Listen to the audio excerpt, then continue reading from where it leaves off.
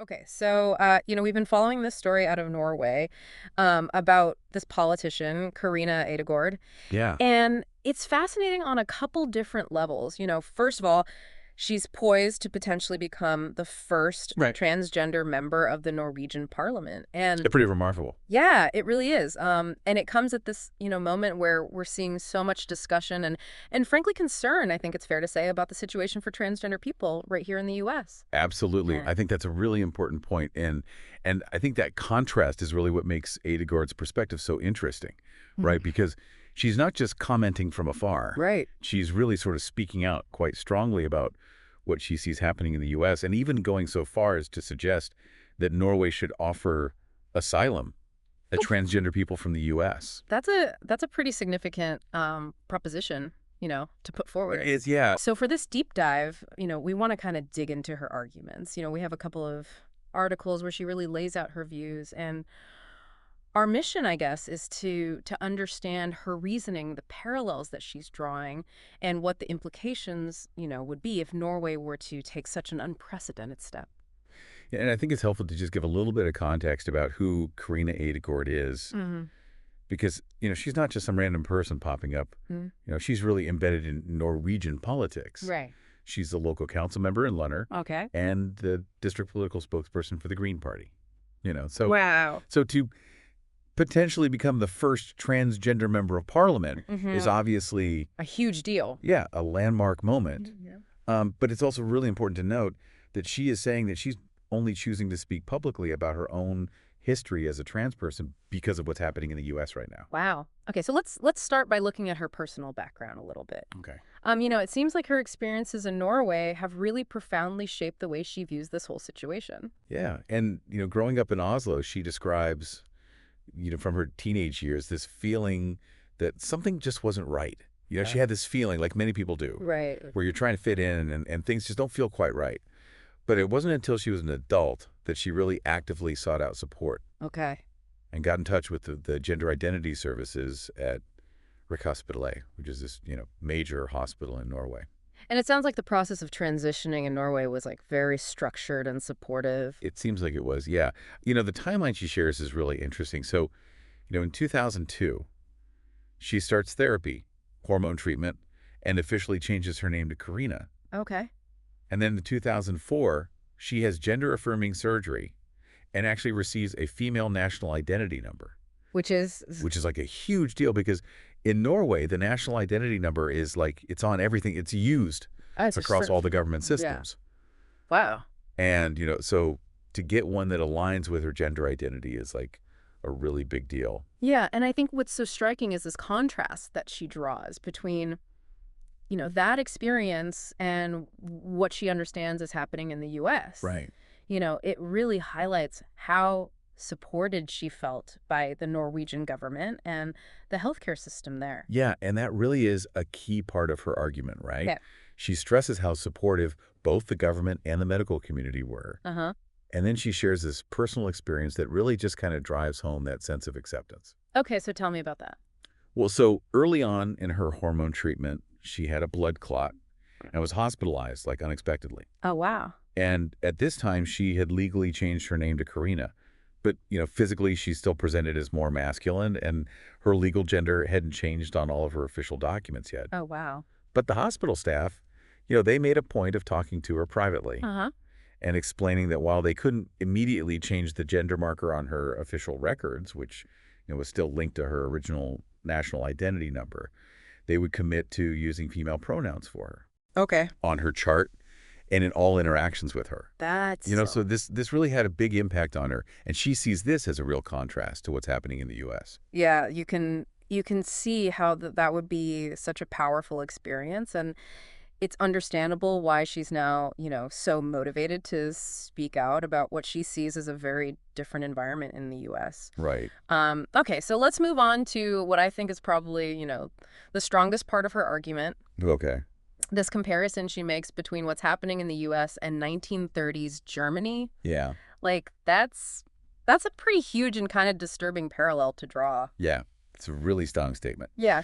And this is really where she's basing her idea about asylum. you know. Right. She says that sexual minorities in the United States are facing persecution that is like basically the same as what happened in Germany in the 1930s. Wow. And she's quoted directly on this, right? Yeah, she poses this question. She says, what would we have done in the 30s if we knew what was about to happen? That's where we are now. Then we must act. It's heavy stuff. Pretty heavy stuff, yeah. So her conclusion about, Norway's responsibility is pretty clear then. Yeah, she's saying that Norway should offer asylum to transgender people who are fleeing the U.S. because of these circumstances. Okay, so what are the specific things that are happening in the U.S. that are leading her to draw this stark comparison? Well, so she describes this idea of an illiberal democracy developing in the U.S. Okay. where the Trump administration really targeted transgender people as scapegoats. Yep. So, illiberal democracy is kind of this political science term for where you have elections, but there's not a lot of protection for civil rights and liberties. I see. And so she thinks transgender people have been kind of unfairly blamed and demonized. Right. Broader societal issues. Yeah, and she points to concrete policy changes and actions that were taken, right? Absolutely. And one of the main ones she talks about is this presidential order from the Trump administration that said that official federal documents should only reflect the sex you were assigned at birth. Okay. So basically this reversed a change that had been made in 2022 where they had introduced an X-gender category Right. for non-binary people. And so the practical consequences of that are pretty huge. Huge. Yeah. She talks about people who've lived for years identifying as women suddenly receiving passports that identify them as male and vice versa, Yeah. and all the kind of bureaucratic problems that come with that. Right. And that even led to a response from the Norwegian government itself, right? Yeah, exactly. She mentions that the Norwegian Ministry of Foreign Affairs updated their travel advice for transgender people going to the U.S. Because of that. because of this change. Yeah. So it's not just her opinion, it's an official acknowledgement from her government that, it's a different environment. Right. There are real consequences Yeah. to this kind of stuff. And she calls this situation political persecution, right? Yeah, she says that transgender people are being scapegoated and seen as potential abusers Yeah. simply because they are transgender. Yeah, and she gives some examples of what that looks like. Yeah, so like, for example, in some states in the U.S. now, you can be fined up to $1,000 or even put in prison for a year for using a public restroom that doesn't align with your assigned sex at birth. Oh my God. So that's a pretty serious Yeah, that's a huge deal. restriction on basic rights. Yeah, and beyond just restrooms, she also talks about, other rollbacks of rights. Yeah, so things like the efforts to ban trans people from the military, Mm-hmm. the restrictions on access to gender-affirming healthcare, Okay.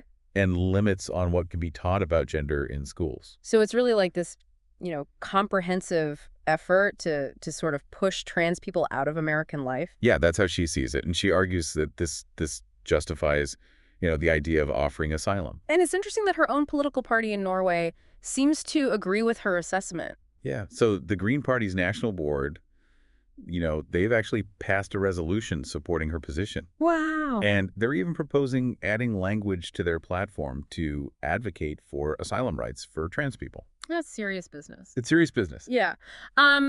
Okay, so she also brings up this concern about this rhetoric and these policies kind of spreading beyond the U.S. and influencing Norway itself. Yeah, she's worried that the U.S. debate could kind of seep into Norway. And she sees some early signs of that in debates that are already happening in Norway, right?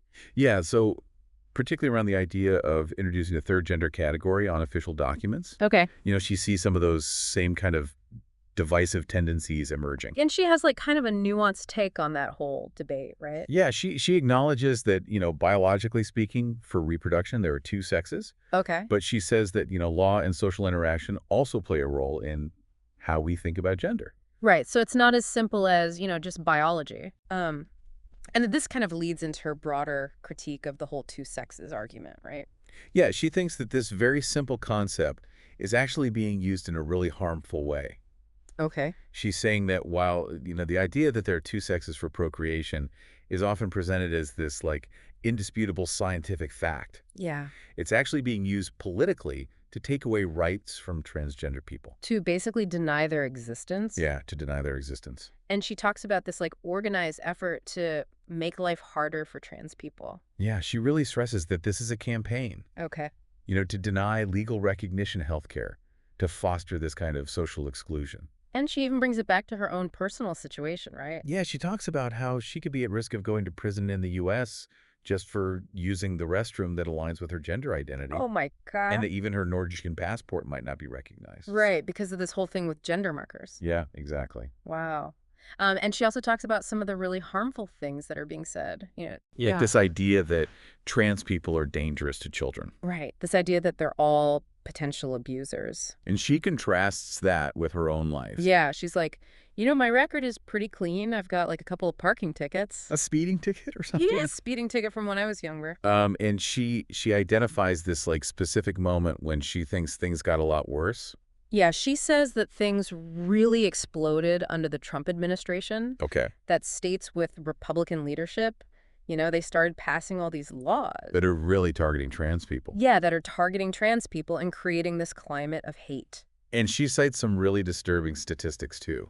Yeah, she talks about how at least 36 transgender people were killed in the U.S. in 2023, Wow. and how a lot of those victims are Black transgender women. It's so sad. It's awful. Yeah. And she talks about the difficulty in even getting accurate statistics on suicides in the trans community because of the way some states keep records. Right, because some states don't even recognize gender identity. Yeah. Right. So it's really hard to get an accurate picture. Yeah. And then she makes this really interesting comparison between statements made by politicians in the U.S. and in Norway. Yeah, this is where she's talking about how the U.S. debate could influence Norway. Right. She compares Trump saying there are only two sexes to similar things said by Norwegian politicians. Okay. People like Trygve Slagsvold Vedum, Jenny Kling, Dag Angelstein Right. are Willie Amundsen. And her point isn't that, like, they have bad intentions, but more about the effect of those statements. Right, exactly. Yeah. She's saying that even if they don't mean to, when they talk about gender as just binary and biological, Yeah. it gives this justification for taking away trans people's rights. Because it creates this sort of scientific basis for it. Right, exactly.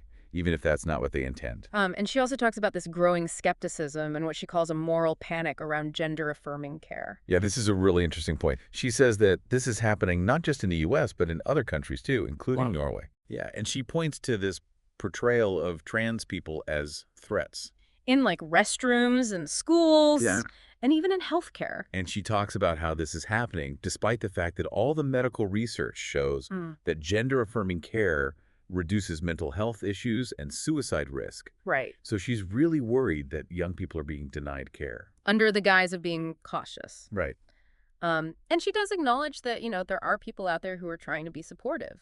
Yeah, she talks about these everyday angels. Who are helping trans people. Yeah, people who are, trying to treat trans people with respect and help them access resources. But ultimately, her argument comes down to human rights, right? Yeah, at its core, she's saying that this isn't about bathrooms or trends. It's about the right to have your gender identity recognized. Yeah. And she says that that's essential for trans people to live safe and free lives. And she sees this whole debate about whether trans people even exist as a distraction. Yeah, she thinks it's a political tactic to distract people from the real problems. To make trans people seem like the problem. Right, to create this false image of trans people as a threat. Right. And this is really interesting. She even brings up J.K. Rowling Okay. to illustrate the absurdity of these really rigid gender categories. Okay. So she points out that, if you take Rowling's views to their logical conclusion, you could end up with a situation where a trans man is forced to use the women's restroom. Which is just crazy. Which just doesn't make any sense. Yeah. And ultimately, I think her message is about diversity and inclusion being good for everyone, right? Yeah, she really believes that. That it's not just about trans people. Yeah, she thinks that everyone benefits when people can live authentically. And she even talks about her own experience of having a lot of support in her life. Yeah, she says that she's had support from the state, her colleagues, her family. Which has allowed her to really contribute to society. Yeah. Yeah. And she keeps coming back to this historical comparison with 1930s Germany, right? Yeah, she says that, the persecution of minorities in Germany was a warning sign. Of totalitarianism. On totalitarianism, yeah. And she sees similar patterns happening in the U.S. today. Yeah, and she's calling on people to recognize these danger signs and to do something. And she's really emphasizing that this isn't just about trans people. Yeah, she's saying that this is about what kind of society we want. And it sounds like she's determined not to be silenced by fear. Yeah, she says that she made a decision a long time ago to not let fear control her. And she sees this as part of a bigger fight. Yeah, for human rights and democracy. So to kind of bring this all together, Yeah. Karina Ødegård, based on her own experiences and what she sees happening in the U.S., believes that the situation for trans people there is basically a form of persecution. Yeah. And she's saying that Norway should offer asylum. And she's really raising the alarm about the erosion of rights, Yeah. the restrictions on healthcare, Yeah. the threat of criminalization, Yeah. and the way that trans people are being dehumanized. You know, it really makes you think about those historical parallels that she's drawing. It does. What does it say about a society when a minority group's rights are under threat like that? Yeah, it's a big question. You know, how do our actions and our policies either contribute to that or resist it? It makes you think about your own role. Yeah, and I think it goes beyond just politics. It does. You know, it's about fundamental human rights and the values that we choose to uphold. Absolutely. So, yeah, a lot to think about. Definitely. Thanks for listening. Thanks for having me.